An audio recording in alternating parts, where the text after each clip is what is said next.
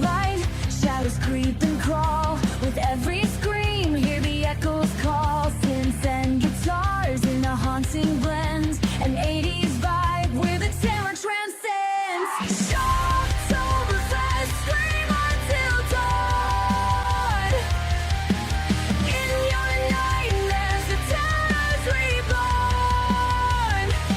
Lights flash, monsters take flight. Embrace the darkness, it's a metal night.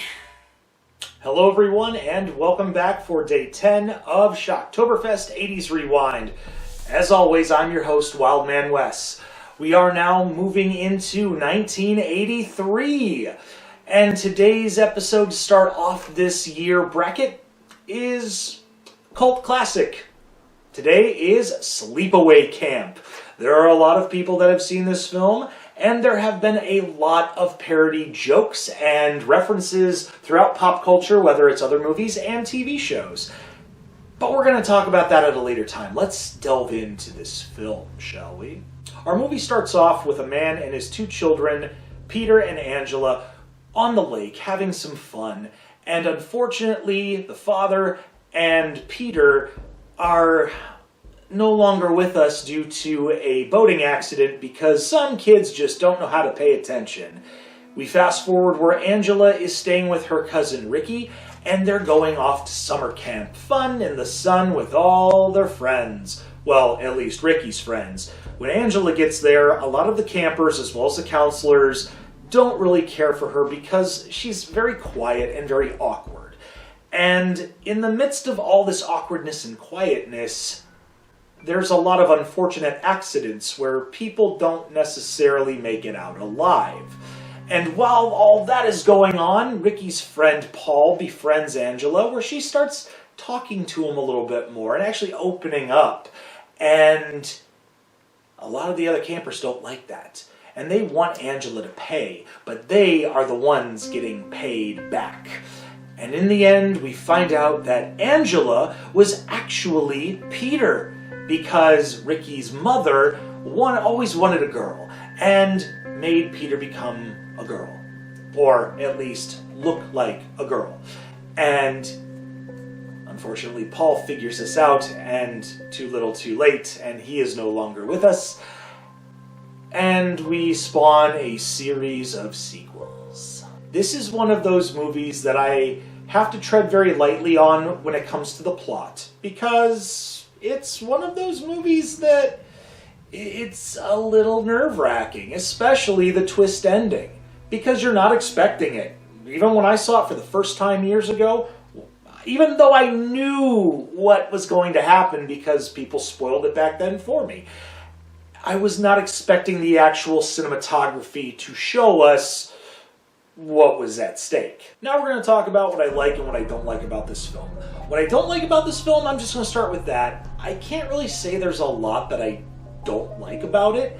I would say some of the pacing tends to drag from time to time, but at the same time, this is also one of those movies that's very much a parody of camping movies, or the Cropsy terminology of the pulling a prank, somebody's getting, picked off left and right.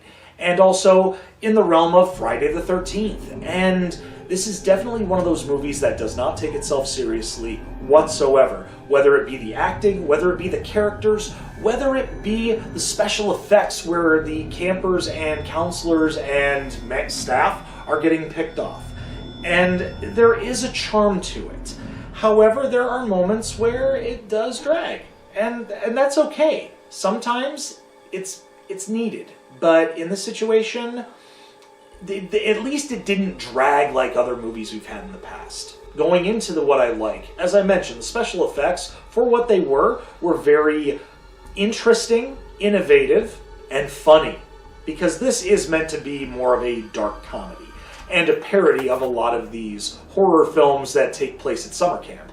And I appreciate that a lot, because we've all been to summer camp at one point or another, and we've all talked about the possibility of someone lurking in the woods and out to get us. And we make these stories up even though we're trying to scare somebody, most of us just kind of go, okay, you go do you thing. Do you, boo.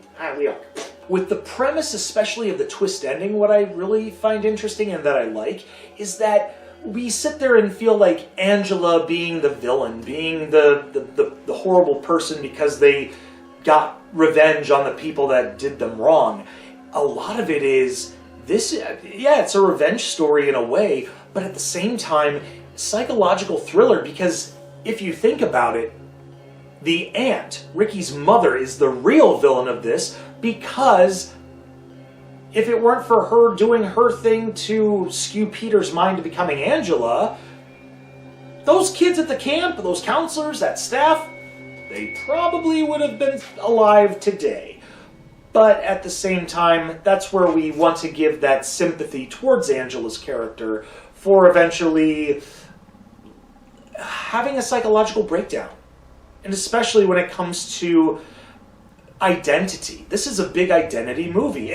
Even though I mentioned that this movie does not take itself seriously whatsoever, it does, present day, when you look back at it as critiquing a film, you often wonder, was this in mind when they made the film? I don't know.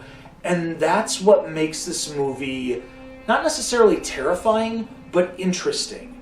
And when I'm going to grade this film, I'm giving this one an A-.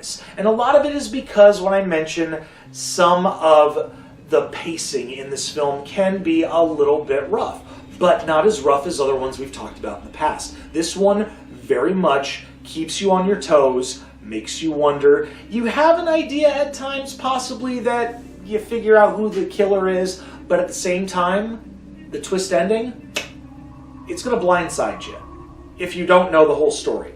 So if you know anybody that's never seen Sleepaway Camp, don't let them see this review yet. Let them watch the movie without knowing what happens and get their reaction, because that is one of the greatest things of all. When somebody's heard of a movie but doesn't know the premise or the ending, and they see it for the first time and go in with little to no expectations and get completely blown away with shock. And that's what makes it great. Well, we hope you enjoyed this quick little review on Sleepaway Camp. If you've seen this movie before and you agree with me on some of the things I said, leave a thumbs up. And if not, I totally understand. Also, make sure you share on social media, but most importantly, push that subscribe button and ring that bell for instant notifications. Until then, I'm Wildman Wes, and we will see you next time for Day 11 of Shocktoberfest 80s Rewind. Take care, and as always, stay scared, kiddies. Show